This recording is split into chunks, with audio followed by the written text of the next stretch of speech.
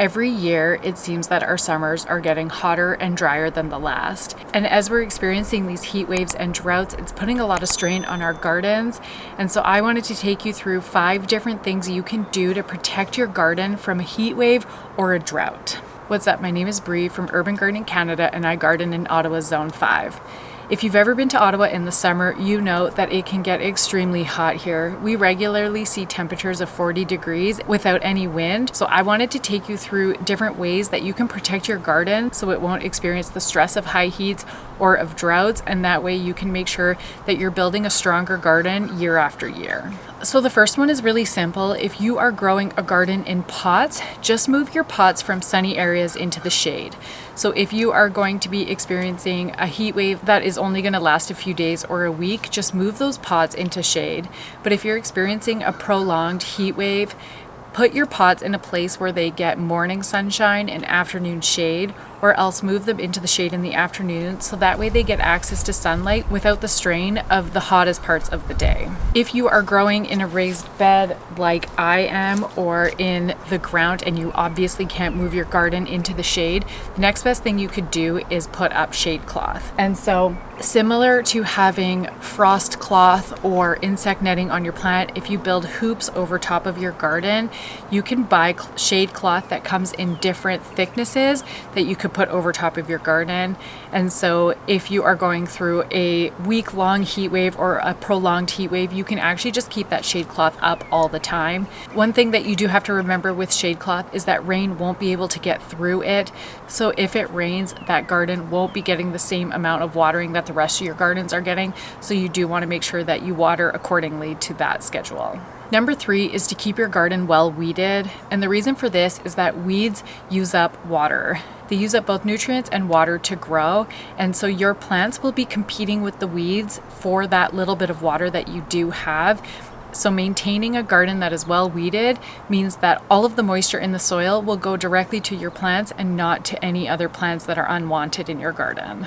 So number 4, now that you've weeded your garden, is to add mulch. Mulch can be anything such as straw, wood chips, or even grass clippings.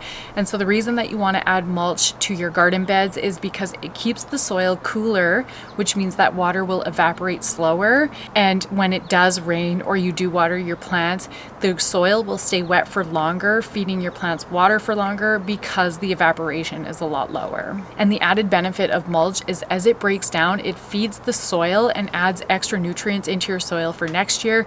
So not only are you helping keep your plants well watered during droughts or heat waves, but you're also feeding your soil and building up better soil for next year. So number 5, you would think I would put as number 1, and that is watering. But the reason that I left this to the end is because watering your plants will be different if you're in a heat wave or if you're in a drought. So if you are experiencing a heat wave, you're going to want to water your plants almost daily.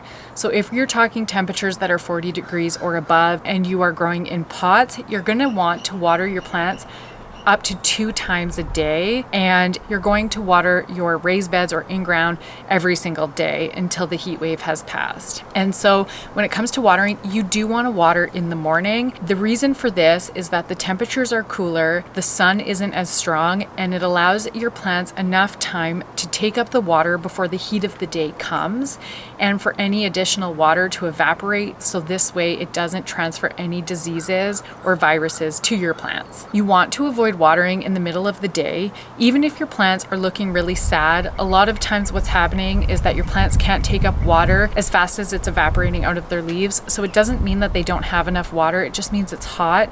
So if these are pots, I would move them to the shade instead of watering them. And when you water in the middle of the day, evaporation is really high, so you are losing more water than you are actually putting into your plants. So watering during the daytime is just not very helpful. If you can't water in the morning, then do water in the evening. So if you're experiencing a drought, watering is going to be a little different for you depending on if you're experiencing any water restrictions or not.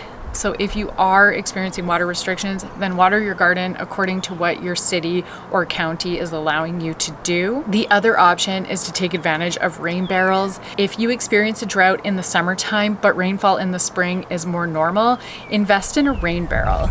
And the more rain barrels you have, the more rain you can collect. And this allows you to be able to water your garden during a drought when the water restrictions are happening, and you don't have to feel any guilt about adding water to your gardens. When combined, putting your plants in the shade, covering your gardens with shade cloth, weeding, mulching, and watering regularly, your plants will be able to survive a heat wave or a drought significantly better than if you didn't implement these. They complement each other amazingly well in order to produce a stronger, more resilient garden. And I have one bonus tip for you, and that is to plant varieties that are native to your area or that are drought tolerant. So this way they are built to handle the heat and the lack of rainfall. So this includes plants like echinacea for flowers, or if you're growing vegetables, Swiss chard, beets, and hot peppers are amazing plants for heat waves and drought.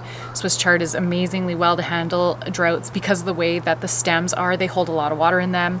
Hot peppers get spicier when they aren't being watered as much, and beets do surprisingly well in droughts. So looking up varieties or types of food that do well in droughts or the high heats will make sure that you are growing a garden that is specific to your area and that can handle your temperatures, and that way you won't be disappointed by the end of the season if your plants aren't performing well because they are just not adjusted to the type of weather we have. If you want more tips or tricks on what to be planting in your garden or what you should be doing in your garden, I highly recommend signing up to my newsletter. I send it out twice a month, and it gives you all kinds of prompts on what you should be planting in your garden that month and what is going on around Canada, including new insects that are coming out or any type of long-range weather forecasts. I'll put the link to my newsletter below so you have access to it, and I highly recommend it. You'll get a lot of great information out of it. And that's everything for today's video. If you enjoyed it, make sure to give it a thumbs up and subscribe to the channel, and I'll see you in the next video. Bye.